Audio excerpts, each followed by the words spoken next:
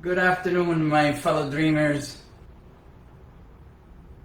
This is Attorney Ahmad from the American Dream Law Office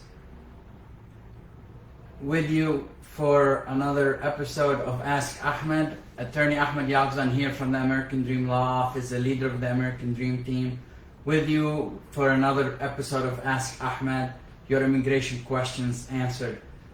We do have a full agenda today. I have several questions that came through over the last month, and I'll be more than happy to answer them. We're going to start with some announcements, then we're going to answer the questions. We got about 5 or 6 of them, and it should take about 30 minutes or so.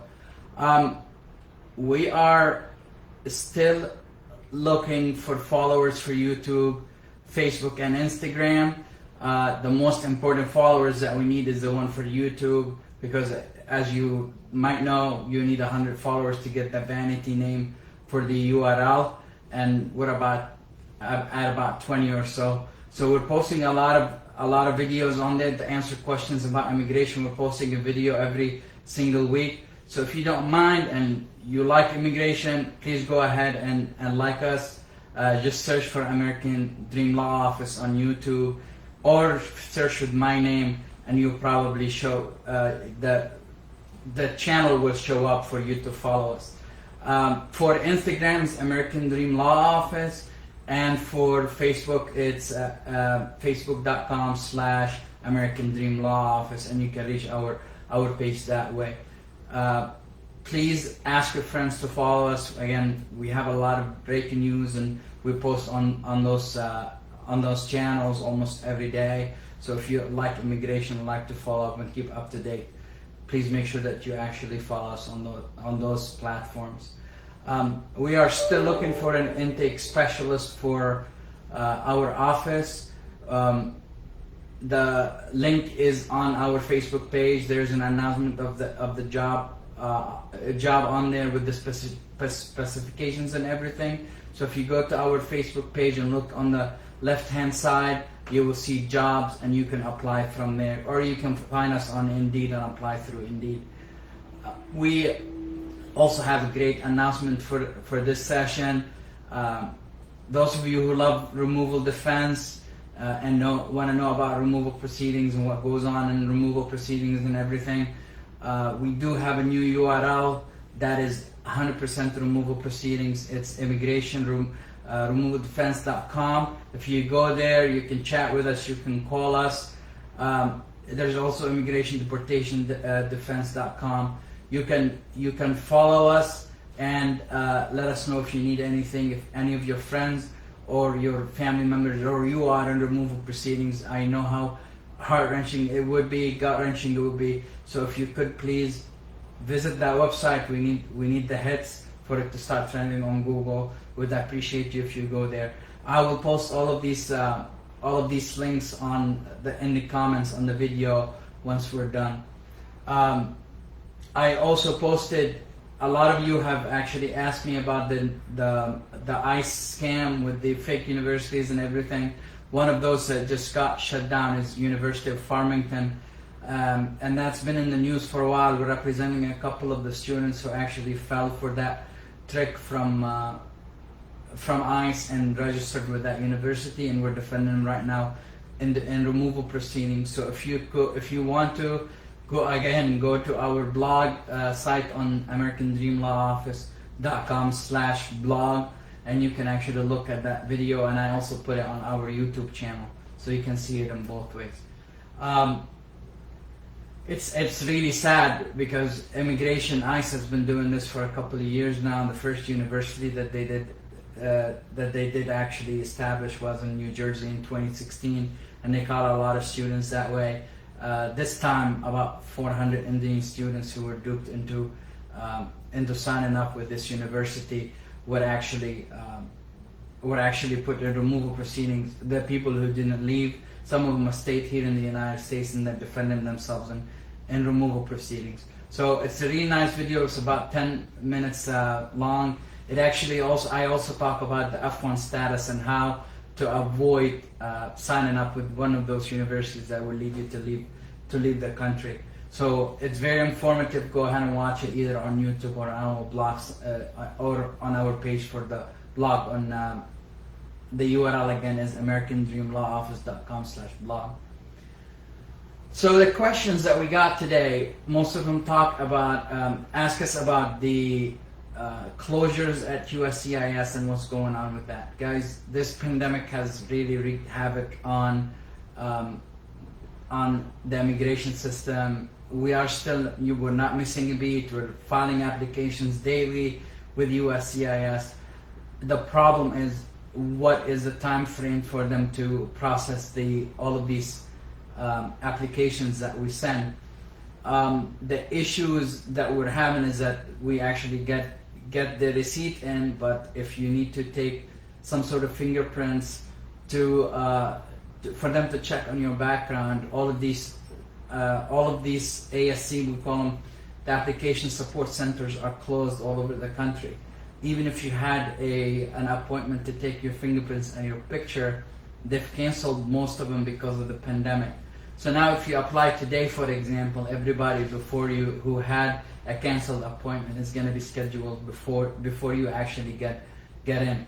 So and I get phone calls from clients almost daily, what's going on with my application and all that stuff. And as you know, you can call us 24/7 at 1-888-96-DREAM, and we answer phone calls within 24 hours, I promise. But again, we get a lot of phone calls, we got a lot of emails about what's going on with my application. I promise we're not slacking or anything. It's USCIS that's having the problems. You also might have heard that they're actually in the hole for $1.2 billion, and they're asking Congress for a bailout. They did extend the furloughs until the end of August. They were supposed to start with furloughs of about 60% of their workforce on August 1st, which is this week, but they actually moved the furloughs to the end of August. So we don't know how that's going to affect the processing times. Also, because of COVID-19, they're not taking that many people into the offices themselves. So they're doing interviews and everything. And again, the priority is for people whose interviews got canceled before people who recently applied. So they need to fit all of these people inside a small building for them to go and do their interviews. So the interviews that are getting scheduled are actually very limited for you to go to USCIS and get interviews. We've had many clients got interviews canceled, between March and today, and they actually are in the queue right now to get one of those slots. And I honestly don't know how USCIS is going to do it. The big issue right now, also because of the elections in November, we do have thousands, about 55,000 people who already passed the naturalization interviews, and they were scheduled to go in and get sworn in as U.S. citizens, and they're not getting swearing ceremony notices for them to actually go and take the oath to become United States citizens and be able to vote in November. A lot of immigration advocates are saying that the administration is doing that on purpose because they don't want immigrants to be voting. What immigration is saying is that they are, by regulations, are not allowed to do them by Zoom or anything. They're supposed to actually come in and do them in person. So I know that USCIS office in Tampa is limited to about 10 people a day. Actually, I apologize. It's 10 people per swearing-in ceremony, and they're doing them every hour. So they're doing 50 people a day to get sworn in. And for you to understand what that means, I've gone to a lot of those ceremonies for our clients, and when you go in, there's about 200 people in one in-person swearing-in ceremony when they used to happen in the big hall in Tampa. So it takes them about 4 to 5 days to swear in the same amount of people, that they used to swear in literally one naturalization ceremony before COVID. So it's taken a very long time to get people scheduled for ceremonies. And again, as I said, it's about 55,000 people that are actually waiting to get sworn in, and that's a lot of people. I know I applied for my citizenship and I'm waiting for my interview. I haven't even gotten an interview notice yet. They already took my fingerprints, and we're still waiting for me to go get interviewed. Even though I've done so many of these, I'm waiting, and probably already know all the answers to the questions, but I'm waiting for my interview notice myself. So just hang tight. I know it's scary not hearing from immigration. They were taking about 2 months for them to do. If you filed your naturalization application online, they were taking about 2 months for you to actually get scheduled for the interview. Now we don't know how long it's taking, and I know that I get that question: when am I going to get interviewed? When am I going to get interviewed? And the honest answer is, I really don't know. And I tell my clients, I'm not in the habit of lying to you, and I don't want to tell you a date and get your hopes up, and then that date comes and you don't actually get your interview notice. I will look like a liar. So we're just telling people, just hang tight, and we will deal with it, and once we get the interview notice or the swearing-in ceremony. One of my clients who was actually scheduled in the beginning of March to get sworn in has already gotten sworn in. So if they have the slots, they are scheduling people, and they're within maybe 2 days of you getting called. So if you get that government phone number or a blocked phone number, answer it. If you have an interview scheduled, or you're waiting for your ceremony to happen, answer the phone. Don't hang up, or don't think that it's a spam phone call. Another question is, I applied for adjustment status in March. When will I get my work permit? Here's the big issue about work permits. There's a backlog in printing work permits and green cards. 65 applications, and the green cards, when you get they're called an I-551. The government is saying that they don't have money to print the cards because they deal with a third party that actually prints the cards for you, and they ship in priority and all of that stuff. So the government is saying that we don't have the money to send you the work permit or send you the green card. I think that's just unfathomable, to tell you the truth, because when you apply for all of these, for especially for these two things, you do pay extra money for them to actually process it. So I don't know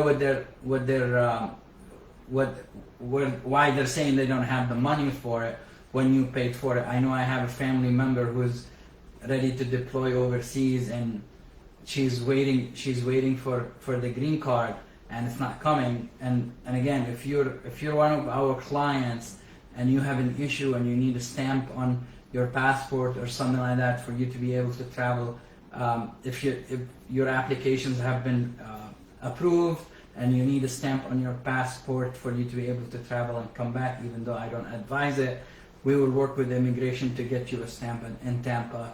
Again, with the understanding that they're very limited on the amount of resources that they have at the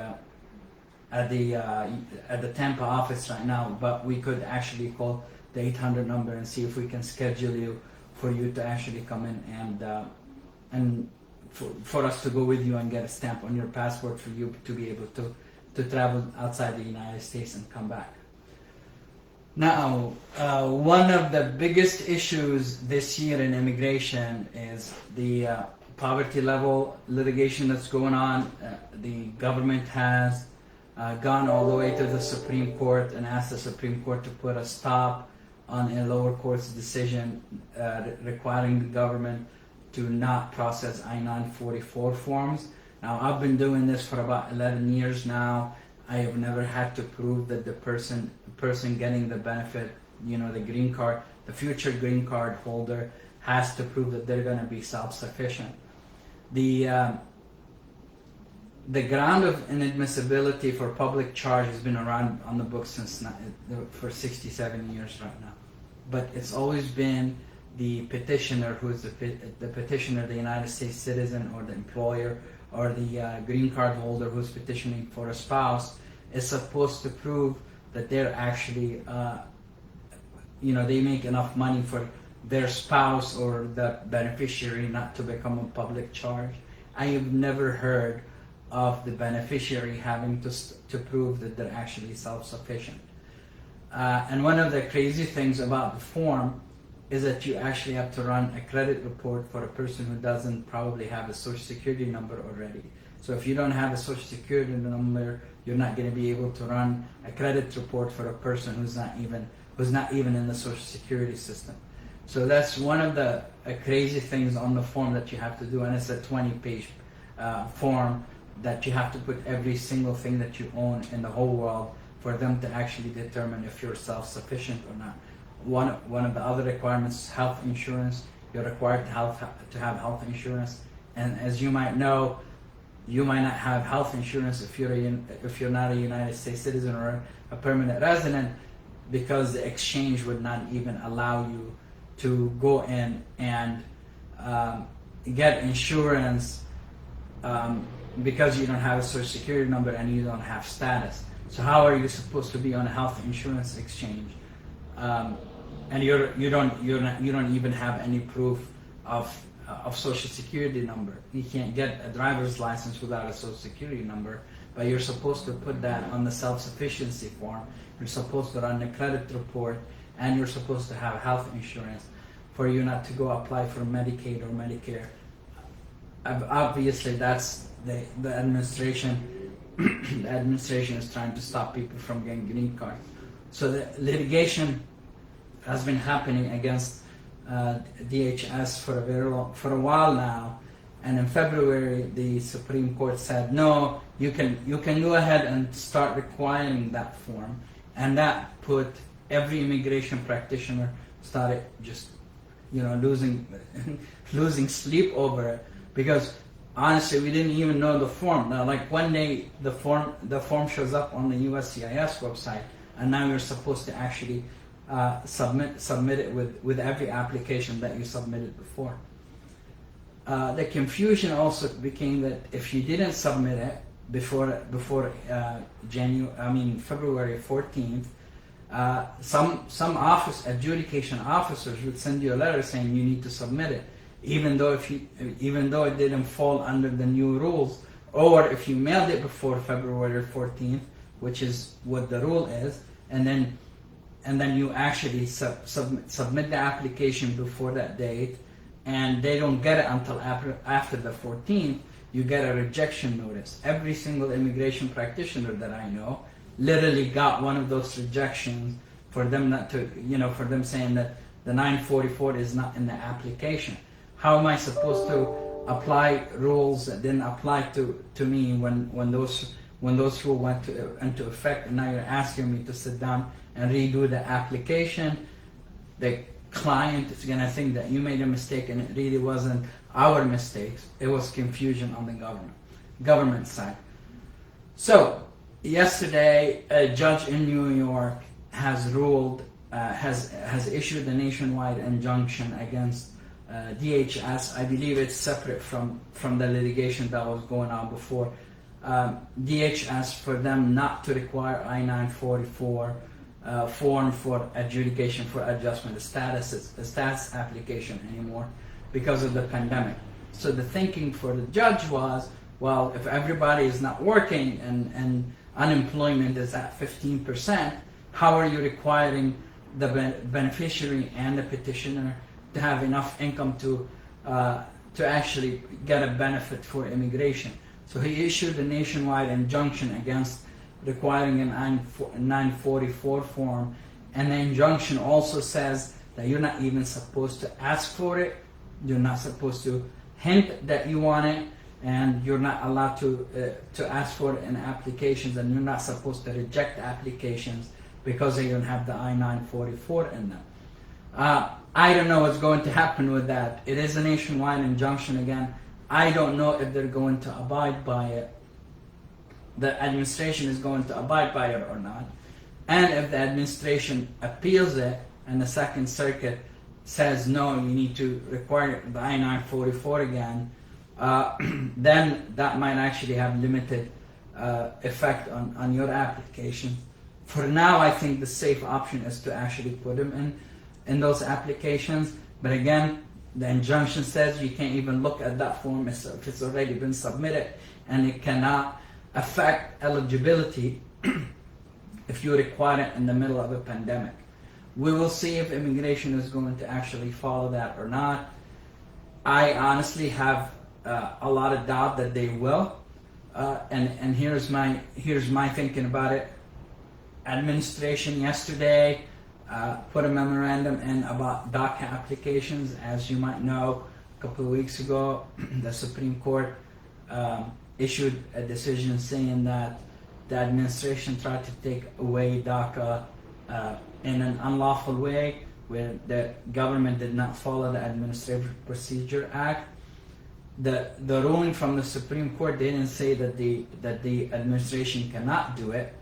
The ruling said the administration actually did it the wrong way. So, and they need to actually put a process in for those applications to be rejected, or for the program to be taken away. All of it be taken away and not be effective anymore. So the government yesterday actually issued a memorandum saying, we really don't care. You can't. We're not going to accept any new DACA applications. Again, even though the Supreme Court said no, the DACA applications are supposed to be taken until you actually take away the program the right way. You're supposed to accept these applications. And then they're limiting even people who are in the queue right now for DACA applications. They're limiting the amount of time that these cards will be issued for to 1 year, not 2 years, because in 2012 when President Obama put that program in force, they were giving everything for 2 years, not just 1 year. So the administration is going to limit the issuance of the work permits to 1 year, and obviously they're going to force them to actually submit another application down the road. Here's the issue that I really have, and we spoke about a lot of things today. But one of the things that I want to hit on is the problem that they're having with money. Why they need the bailout and everything. And they did have a hearing in the Oversight Committee for DHS 2 days ago in the House of Representatives, and they're asking, why do you need the money? They're actually saying that it's because of the pandemic, and honestly, I really don't believe that it is the pandemic that's stopping processing and why they're actually in trouble. The administration very recently has become anti-immigrant, and I'm sorry, there is no other way to say it. Things that are very simple have been literally been denied for no reason. We have applications that come back or get denied and the reason that they give is absolutely just you can't. You could look at the regulations and you look at the Immigration Naturalization Act. There is no way. There's no support in the law or the regulations for that decision, and unfortunately, again, you have to resubmit the application. So a lot of people are saying, well, why should I apply when the immigration authorities and the administration is anti-immigrant? So that's one of the things. The other thing is that these proclamations, and you probably read the proclamation for the census, the proclamation and the executive orders that President Trump keeps issuing almost every week. To tell the whole world we don't want immigrants. Then no immigrants are going to apply. Immigration has 60% decline in the application processing fees that they are receiving because of that. Because again, the 944 is another reason. How am I supposed to prove that I have a social security or a credit score without a social security number? So why bother? Why pay almost $2,000 for me to apply for something where the government is going to say at the end, well, you can't support yourself, that's why you're not going to get the green card. So all of these things have actually led, I believe, it's the policies, maybe the pandemic, but the policies of the administration that have led to the decline in the numbers that the government is seeing. Again, USCIS is supported by fees. Then they don't take money from the government, from the federal government to support themselves. So if less people are filing for benefits, they're gonna get less money for them to actually support their staff. It's that simple. The last question that we have is a green card holder applied for a green card for their son who's over 21 years old, but they don't have enough income to support an I-864 or an I-864A if they're living with somebody. As a green card holder, you can apply for sons and daughters who are unmarried, even though they're over 21 years old. You do have to live in the United States for at least 1 year, or that 864 is going to be denied. The problem is going to be is that if a lot of these people are elderly, so if you have a child who's 21 years old, you're going to be probably in your 50s and your 60s, and you're going to be new to the United States, you don't have a job. So the questioner says, well, I don't have enough income, how do I get over that hurdle? And the simple answer is find a co-sponsor. Find someone who has enough money or makes enough money for them to co-sponsor your kid and share some of the burden of supporting your kid for you to be able to actually get your child into the United States as a green card holder. That is the simplest way to do it, or way to process the green card until you make enough money or you can show that you're going to be self-sufficient. Again, it's not only the income that actually goes into the 864 determination. You can actually use stocks, bonds, bank accounts, real estate holdings, all of that stuff to show that you don't, even though you don't make enough money, you do have enough money and assets to support your dependent when they come here to the United States. So don't fret. Don't, if you don't make enough money, I would speak to an immigration attorney and try to figure it out. If you have an immigration problem, I would speak to someone about it. I wouldn't just give up hope and say, okay, well, I don't have enough money, I'm not gonna get my child here. There is always a way to do it. Again, we're coming up on 30 minutes here. I would like to speak to you guys. Please go on YouTube, Facebook, and Instagram. We do need the followers, especially on the YouTube one. We need some followers on YouTube channel for us to get that vanity URL on YouTube and for us to start using it. Go to the website. The videos that are on YouTube channel are posted on the website. So if you like to go see them on the website, that's fine too. Follow us on YouTube and then go to the website, get us the hits. We need the traffic on the website. We literally just redesigned it.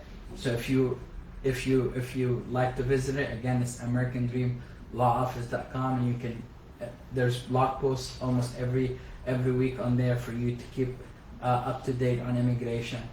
ImmigrationDeportationDefense.com. As I said, that's our new URL. Go visit that website. It's really nice. Has a lot of bells and whistles in it. You can call us 24/7 if you have a friend or a family member, or you are in removal proceedings and you need your help, and you need help to go into the hearings and stuff like that. Please don't do it on your own. If you're in removal proceedings, you're going against seasoned attorneys that the government hires to prosecute the case against you. Please, don't do it alone. We do have a lot of programs for payments. If you can't afford it, we have a loan program now at the office. You can use the loan program to actually be able to pay, bit by bit to the lender, and hire an attorney to go with you to removal proceedings. Don't go alone. And again, all the videos have been posted to the website, especially the one about the University of Farmington. Go listen to it, like it, and share it if you don't mind. Thank you so much. I'm Ahmad Yaqsan from the American Dream team at the American Dream Law Office. And always remember, our phone number is 1-888-96-DREAM. 24/7 Spanish and English support. You can call us, schedule us, leave us a message, and I promise we will get back to you within 24 hours. Get scheduled, come talk to me. Thank you very much.